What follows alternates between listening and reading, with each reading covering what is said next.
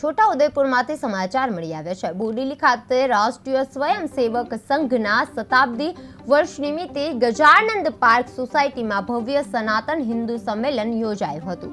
સ્વામી શૈલેષનંદજી મહારાજ અને મુખ્ય વક્તા ભાર્ગવભાઈ ચોકસીની ઉપસ્થિતિમાં સનાતન સંસ્કૃતિ, હિન્દુ એકતા અને રાષ્ટ્ર નિર્માણનો સંદેશ આપવામાં આવ્યો હતો। સાથે જ ધર્મ અને સંસ્કૃતિના રક્ષણ માટે સંકલ્પ છે તે લેવાયો હતો।